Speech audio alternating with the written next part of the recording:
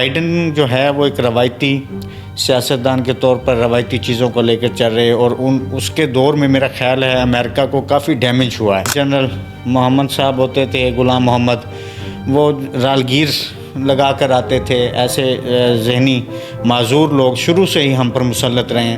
امریکہ میں تو تیسرے درجے کا کوئی مشیر بدل جائے تو اس سے بھی پاکستان کی سیاست پر فرق پڑتا ہے۔ میں تو دو طرفہ تماشا اس چیز کو سمجھتا ہوں کہ کچھ لوگ جو ہے سوشل میڈیا پہ بیٹھ کے صرف اور صرف آس یہی لگا کے بیٹھے رہتے ہیں، ٹرمپ آ رہا ہے تو خان آ رہا ہے، یہ چیزیں ہوتی ہیں، اثرات ہیں۔ وہ یہ اپنے پر اخلاقیات کا بڑا درس دیتے ہیں۔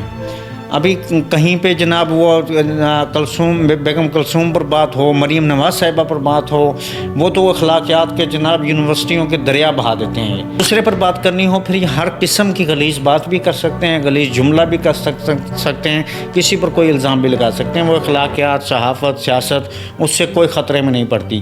لیکن جب اس خاندان پر اور اس کے کچھ قریبی لوگوں پر بات آتی ہے تو سب کچھ بہا کے لے جاتی ہے کہ دبئی کے شیخ صاحب جو پریزیڈنٹ ہیں وہ پاکستان کیوں آئے ہوئے ہیں، کسی سرکاری دورے پر ہیں یا کس معاملے میں ہیں؟ وہ شکار کھیلنے آئے ہوئے ہیں رحیم یار خان میں۔ انہوں نے آپ کے کیپٹل آنا بھی پسند نہیں فرمایا، وہ کہ ہم سب کے سب بچنے کے لیے چلے جاتے ہیں جبکہ وہ شکار کے لیے تشریف لائے ہوئے ہیں۔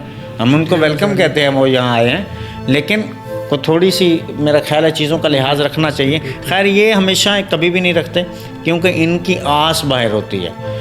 عوام جب تک آپ کے ساتھ نہ ہو آپ کی سیاست نہیں بچ سکتی، نہیں بچ سکتی، نہیں بچ سکتی۔ السلام علیکم ناظرین، آپ دیکھ رہے ہیں پاکستان نیشن ٹائمز اور میں ہوں سجاد شگری۔ ناظرین آج ہمارے ساتھ ہے جرنلسٹ شہزاد چودھری، جن کا پاکستان کے سیاست پر اور انٹرنیشنل پولیٹکس پر بڑی گہری نظر ہوتی ہے۔ آج ہم ان سے جانیں گے پاکستان کی سیاست کے بارے میں اور انٹرنیشنل پولیٹکس پہ کیا تبدیلیاں آ رہی ہیں۔ فیصل بھائی بہت بہت شکریہ، آپ ہمارے پروگرام میں تشریف لائیں۔ تھینک یو سو مچ۔ سال 2024 جو ہے وہ الیکشن کا سال کہا جاتا ہے۔ بہت سارے بڑے الیکشن 2024 میں ہوئے، تو اب چونکہ امریکہ میں ٹرمپ ایڈمنسٹریشن آیا ہے تو اس سے دنیا کے انٹرنیشنل پولیٹکس یا جیو پولیٹکس میں کیا تبدیلیوں کی امکانات ہیں؟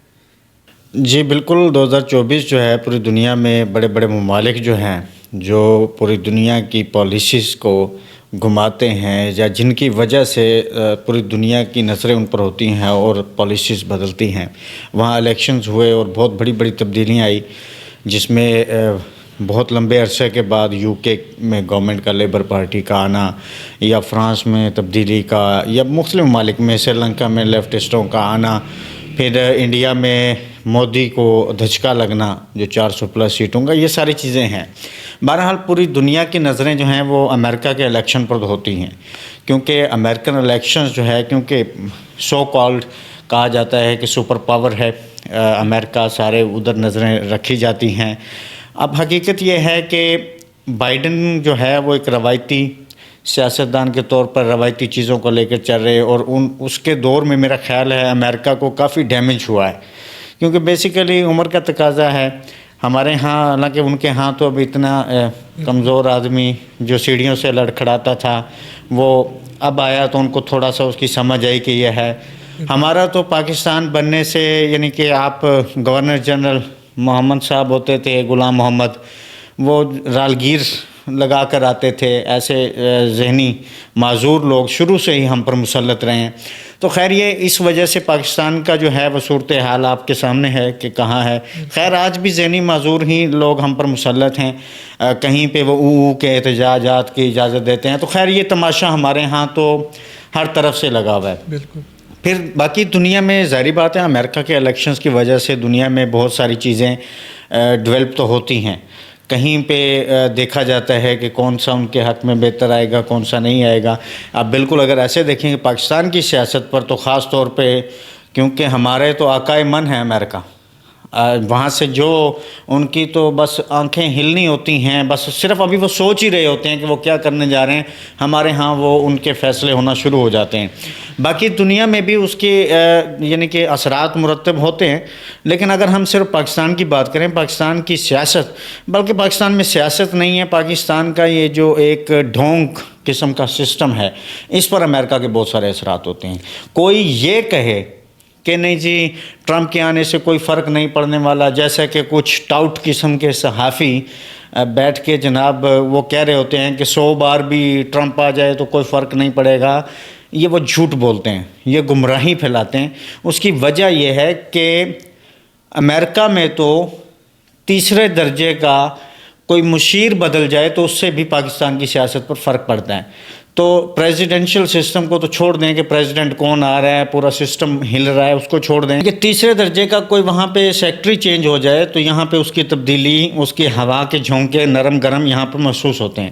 تو اس لیے ٹرمپ کے آنے سے بھی بہت سارے محسوس ہوں گے، بلکہ ہو رہے ہیں۔ فیصل بھائی، اگر پاکستان کی سیاست کی بات کریں تو خان صاحب کب آ رہے ہیں؟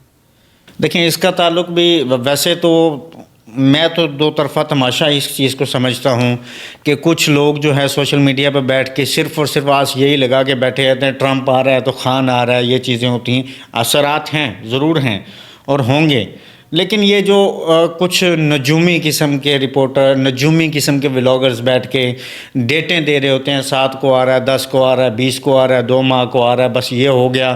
اور بلکہ اس پر آپ کو معلوم ہوگا کل عاصمہ شرازی اور شہباز گل میں بڑی ہیوی جھڑپ چل رہی ہے اس میں، کیونکہ عاصمہ شرازی صاحبہ نے ایک لفظ لکھ کے تھم نیل لگایا کپتان لیٹ گیا، اور پھر بعد میں بھاشن دیے کہ ہم مطلب اتنی گری ہوئی سیاست اور یہ بے غیرتی نہیں کریں گے، جس پر شہباز گل نے اچھے جوابات دیے کہ بھائی جب یہی محترمہ بشرا بی بی کے بارے میں کالمز میں بہت گھٹیا قسم کے الفاظ استعمال کر رہی تھی مبینہ طور پر، تو اس وقت کہاں تھی وہ اخلاقیات، کہاں تھی وہ اقدار، کہاں تھی وہ روایات جس کا شور اپنے پر آنے پر یہ بہت کرتے ہیں۔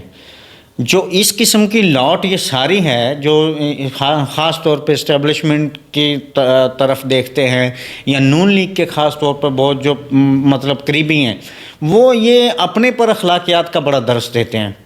ابھی کہیں پہ جناب وہ بیگم کلثوم پر بات ہو، مریم نواز صاحبہ پر بات ہو، وہ تو اخلاقیات کے جناب یونیورسٹیوں کے دریا بہا دیتے ہیں یہ، لیکن دوسرے کی بیوی، دوسرے کی بہن، دوسرے کا گھر، دوسرے کے ریلیشنز، دوسرے کی ذاتیات ان کو نظر نہیں آتی۔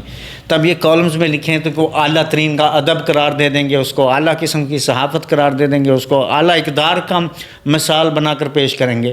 دوسرے پر بات کرنی ہو پھر یہ ہر قسم کی غلیظ بات بھی کر سکتے ہیں، غلیظ جملہ بھی کر سکتے ہیں، کسی پر کوئی الزام بھی لگا سکتے ہیں۔ وہ اخلاقیات، صحافت، سیاست اس سے کوئی خطرے میں نہیں پڑتی، لیکن جب اس خاندان پر اور اس کے کچھ قریبی لوگوں پر بات آتی ہے تو سب کچھ بہا کے لے جاتی ہے، پھر اخلاقیات، روایات، اقدار سب کچھ سامنے آ جاتی ہیں، پھر ان کو کچھ نظر نہیں آتا، پھر سمجھتے ہیں کہ پوری دنیا جو ہے اس کا مدار یہ خاندان ہے اور انہی کی عزت، انہی کی توہین سب کچھ کسی کے ساتھ تعلق رکھتی ہے۔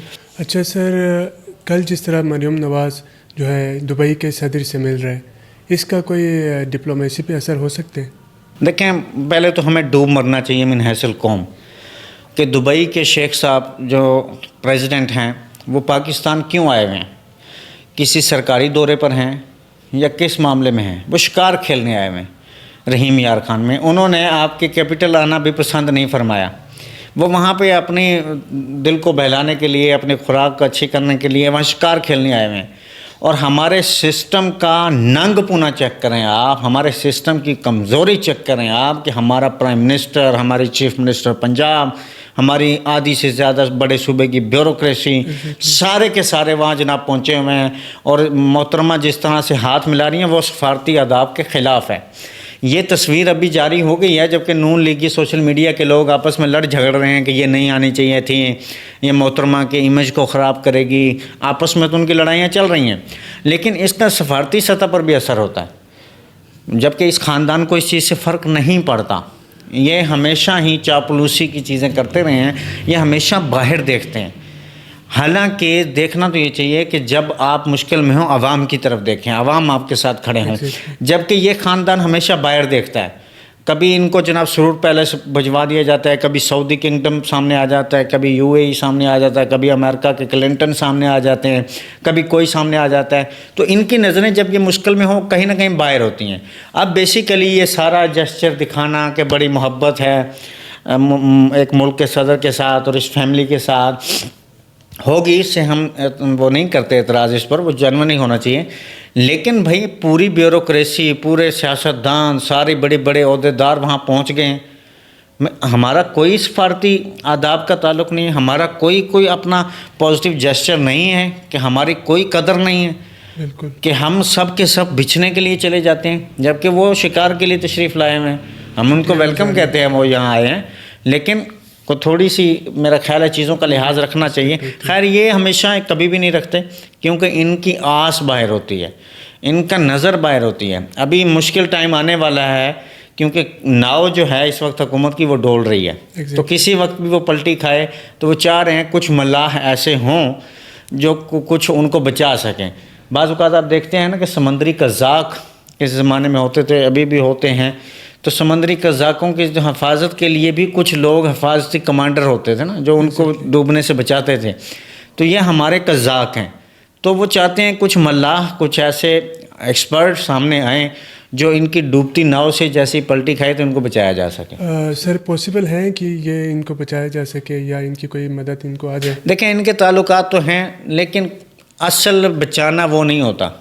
اب آپ دیکھیں ان کو کسی نے بچا کے باہر بھیجا تھا نواز شریف صاحب کو، جب ان کے پلیٹلیٹس گرے تھے، تو پھر یہ بڑے تام جھام کے ساتھ واپس آئے. بیوروکریسی نے جناب شاہی قلعے میں انہیں جو ہے وہ عشائیہ بھی دیا، اور بڑے سلیوٹ بھی لگے، اور عدلیہ بھی ایئرپورٹ پر پہنچ گئی. کیا ہوا؟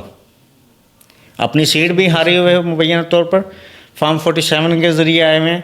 پھر کیا ہوا کہ جناب باہر جا کے بیٹھے ہیں. عوام جب تک آپ کے ساتھ نہ ہو، آپ کی سیاست نہیں بچ سکتی. آپ چند دن کے لیے اپنی چیزوں کو محفوظ تو کر سکتے ہیں، اپنے کاروبار بچانے کے لیے باہر تو بھاگ سکتے ہیں. اور تانے جو دیے جاتے ہیں، مریم صاحبہ ہر تقریر میں کہتی ہیں عمران کے بچے تو باہر ہیں، دوسروں کے بچوں کو مروا رہے ہیں. بی بی آپ کے بھی بچے باہر ہیں، آپ کی پوری فیملی باہر ہے، آپ کے کاروبار باہر ہیں. آپ یہاں پر صرف اور صرف ہم پر اقتدار کرنے آتے ہیں. اور یہ چیزیں بہت لمبی نہیں چلتی. کب تک اس طرح آپ لیڈر نہیں بن سکتے نا. نواز شریف صاحب ہر تیسرے سال کے بعد منڈیلا بننے، باہر پر کشش فضاؤں میں جا کے منڈیلا بننے کی کوشش کرتے ہیں. منڈیلا یہاں بنیں، جیل میں رہیں، لوگ آپ کی بھی قدر کریں گے، لوگ آپ کو بھی ہیرو مانیں گے. لیکن آپ کے وہاں تو مچھر کاٹتے ہیں. جب آپ جیل میں پہنچیں آپ کو مچھر کاٹتے ہیں، آپ کو تکالیف بھی محسوس ہوتی ہیں، آپ وہ برداشت بھی نہیں کر سکتے. آپ منڈیلا بھی بننا چاہتے ہیں، آپ ہیرو بھی بننا چاہتے ہیں. آپ کہتے ہیں ہم سے بڑا تو کوئی انقلابی نہیں ہے. تو یوں انقلابی نہیں بنا جا سکتا. تو بیسیکلی وہ اپنے اقتدار کے ساتھ ساتھ اپنی کچھ جو جائیدادیں ہیں، جو اپنے کچھ سزائیں ہیں، ان کو بچانے کے لیے، تاکہ ہمیں محفوظ پناہ گاہ کہیں نہ کہیں پہلے سے میسر ہوا، وہاں پہنچ سکیں. یہ چیزیں ہونے والی ہیں. تھینک یو ویری مچ سر، آپ تھینک یو سو مچ. میں تشریف لائیں. ناظرین آج کافی چیزیں کھل کر سامنے آئے، تو انشاءاللہ امید ہے آپ لوگوں کو پسند آئیں گے. Thank you sir. Thank you.